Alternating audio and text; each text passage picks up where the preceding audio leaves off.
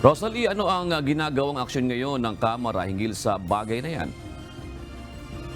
O June, pinagtibay dito sa plenaryo ng House of Representatives ang House Resolution number 1557 na nagpapahayag ng matibay at buong suporta ng mga mambabatas dito sa Kamara para kay Pangulong Bongbong Marcos Jr. Kasunod nga ito ng mga naging pahayag laban sa Pangulo ng kampo ni dating Pangulong Rodrigo Duterte.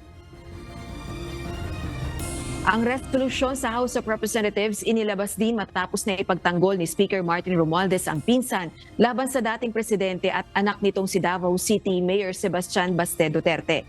Ayon sa House Speaker, masyadong maaga ang ginagawang pagpapabagsak sa administrasyon ni PBBM. Hamon nito patunayan ang mga aligasyon laban sa Pangulo at maglabas ng ebidensya sa mga akusasyon ng mag-ama.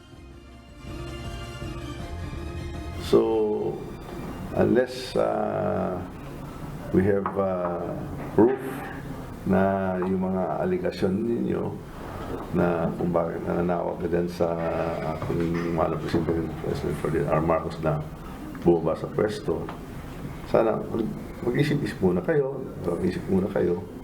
at ilabas mo yung mga prueba kasi alam natin hindi totoo yung mga sinasabi ninyo. Walang katotohanan yan. Di ba? Masyadong maaga naman ninyo yung gusto ipagbaksak isang rehimen ng President Ferdinand R. Marcos Jr. Very popular siya. And he was elected with a bigger mandate than the former president.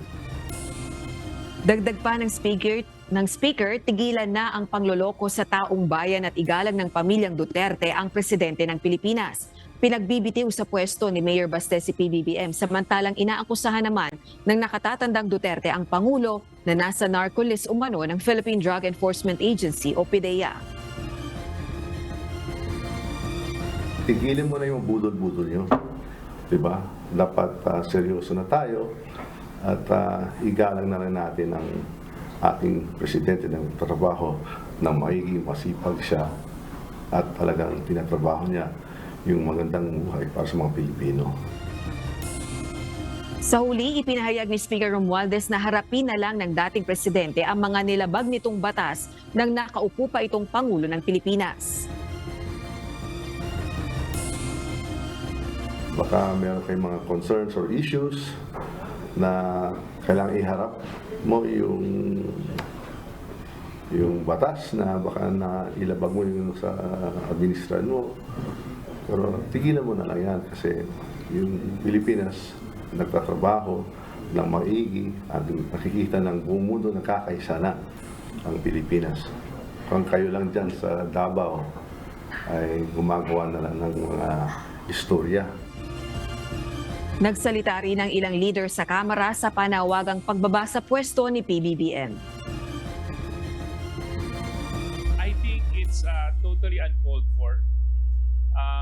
In the past 2 years, we have seen the performance of President Bongbong Marcos.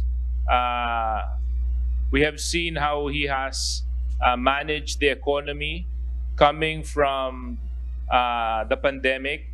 We have to respect the office of the president, di ba? Tsaka nagtataka po kami bakit pinaparesign si President BBM. Wala po tayong basihan. Samantala, kaugnay naman ng desisyon ng COMELEC o ng Commission on Elections na itigil na ang lahat ng proceedings o pansamantalang suspindihin ang mga proceedings kaugnay nitong People's Initiative Campaign.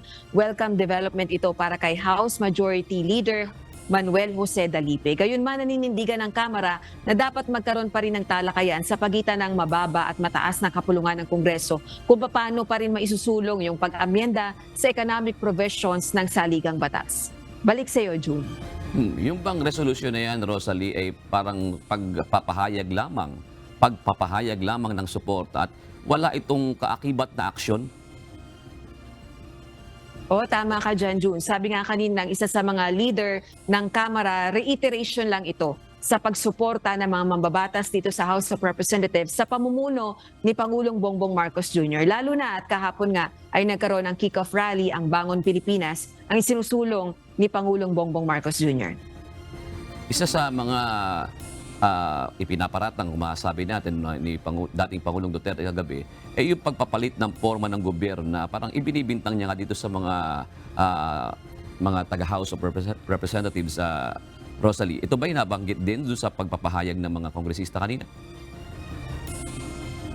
O June, doon sa resolusyon na ipinasa ng House of Representatives, walang partikular na nakalagay dyan. Ang talagang ipinapahayag ng mga mambabatas yung kanilang buong suporta doon sa pamumuno ni Pangulong Bongbong Marcos Jr., yung patuloy na layunin na maiangat ang antas ng pamumuhay ng mga Pilipino at yun nga paglulunsad nitong bagong Pilipinas. Kung mag-uusap naman sila ng mataas na kapulungan ng Kongreso, ano yung puntong dapat nilang mapag-usapan para magkasundo silang dalawa hinggil dito sa issue na ito ng People's Initiative?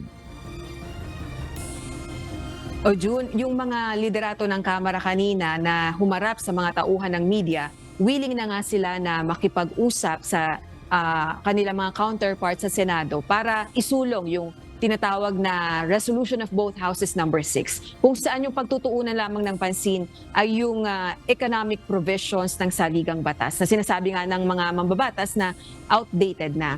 At dahil sa mga nakalipas na Congress, isinusulong na yung pag-amyenda sa saligang batas, pero pagdating nga sa Senado, namamatay itong usapin na ito. Kaya ngayon, willing na makipag-meet yung mga mambabatas sa mga senador para nga umusad na itong usapin sa pagsusulong ng pag-amyenda sa ligang batas, partikular na sa economic provisions. At walang magiging usapan sa politika o sa pagbabago sa forma ng pamahalaan, kundi restricted lang dun sa usapin ng economic provisions, June. Kasi ang alinlangan ng iba, pag nabuksan na yung usapin na yan, Rosalie, ano ang magiging safeguard naman kung talagang ang pag-uusapan lang doon ay yung economic provision ng ating saligang batas? O yun nga, Jun, yun nga tinitiyak ng mga mambabatas. Susunod, i-a-adapt ng Kamara kung ano man yung i-a-adapt ng mga Senado. Kumbaga, ang magiging magte-take ng lead dito ngayon sa usapin ng pagsusulong ng pag-amyenda sa ligang batas ay ang mga senador. Alright, maraming salamat, Rosalie Cos, nag-uulat mula sa House of Representatives.